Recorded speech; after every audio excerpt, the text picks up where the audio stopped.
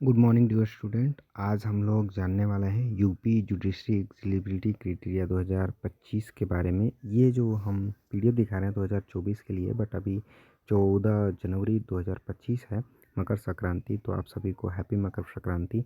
और आज जो लोग का सपना है कि मैं एलएलबी करके जुडिशरी का एग्ज़ाम दूँ 2025 के लिए यूपी का, और अपने घर का नाम रोशन करें, तो आइए इस वीडियो में पहले जानते हैं कि कैसे आप ये जो फॉर्म होता है उसके बारे में कैसे फिल किया जाता है और कैसे इसको एग्ज़ाम दिया जाता है और सिलेक्शन लिया जाता है।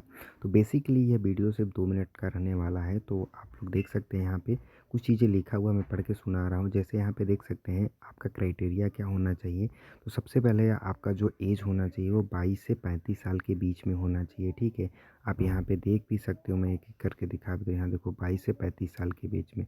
और एज रिलैक्सेशन भी मिलता है, जैसे कि अगर आप एससी एसटी कैटेगरी के हैं तो आपको 5 साल के लिए, और ओबीसी में भी 5 साल का, कुल मिला के 5-5 साल रिलैक्सेशन मिलता है। फिजिकली जो हैंडीकैप होते हैं, मतलब किसी को हाथ पैर कहीं पे भी थोड़ा सा प्रॉब्लम है, किसी भी तरह का डिफेक्ट जिसको बोल सकते हैं फिजिकल डिफेक्ट, तो उसके वजह से आपको 15 साल का मिलेगा, ठीक है। तो 22 से 35 मतलब आप अगर 22 साल स्टार्टिंग, क्योंकि लॉ भी जो होता है ग्रेजुएशन आपने 22 साल के अंदर कर चुके होते हैं, ठीक है। तो इसके बाद आपको यहाँ पे देख सकते हैं इंडियन होना चाहिए। अटेम्प्ट्स आप जितना चाहो उतना दे सकते हो, कोई एक्सपीरियंस इसमें नहीं चाहिए होता है। लैंग्वेज जो होता है वो हिंदी माध्यम इंग्लिश माध्यम से दोनों का होता है। यहाँ पे प्रोफिशिएंसी जो होता है आपका देवनागरी स्क्रिप्ट होना चाहिए हिंदी में। कुल मिला के आपकी पढ़ाई हो चाहे इंग्लिश में कोई फ़र्क नहीं पड़ता, ठीक है।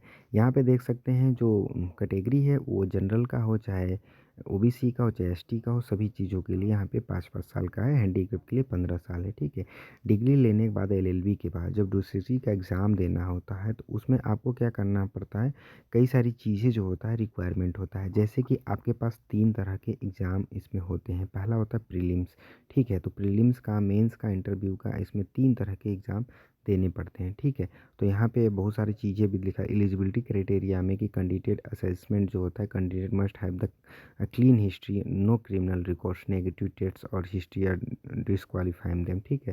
तो आपके पास कोई ऐसा क्रिमिनल रिकॉर्ड्स नहीं होना चाहिए। दूसरा materialist, candidate must have only one survive spouse, ठीक है। तो ये चीज़ें होना चाहिए। इसके बाद एलिजिबिलिटी क्राइटेरिया में मतलब किसी भी गवर्नमेंट कॉलेज से, उत्तर प्रदेश से हम लोग पढ़ रहे हैं, वहाँ से ये सब चीज़ें सर्टिफिकेट हो, आपके पास एनओसी हो, मतलब आपके पास कोई भी इस तरह की कोई प्रॉब्लम्स ना हो उसके लिए, ठीक है। फिर यहाँ पे सिलेक्शन का जो प्रोसेस होता है उसमें प्रीलिम्स में जो सब्जेक्ट में क्वेश्चन पूछा जाता है, ऑब्जेक्टिव बेस्ड पेपर आते हैं।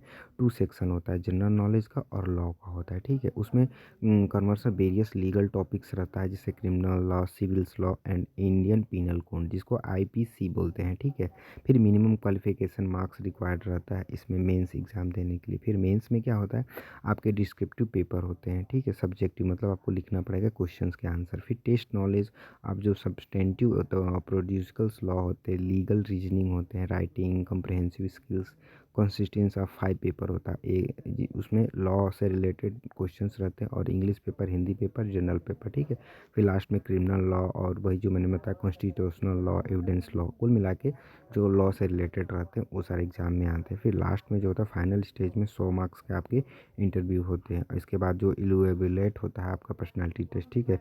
तो उसके बाद क्या होता है, आपका जो मेरिट बनता है उस बेसिस पे आपको फाइनल मेरिट में वो किया जाता है, ठीक है। तो इस तरह से अब इसमें 17 ऐसे बोला जाता है कि आप जनरल कैटेगरी में होते हो तो 60% लाते हैं, और मेंस में जैसे इंटरव्यू में सब चीज़ करने के बाद अगर रिजर्व कैटेगरी के आप हैं तो 55% प्रीलिम्स में लाते हैं, तो आप मतलब जो कट ऑफ होता है क्वालिफाइड हो जाते हैं।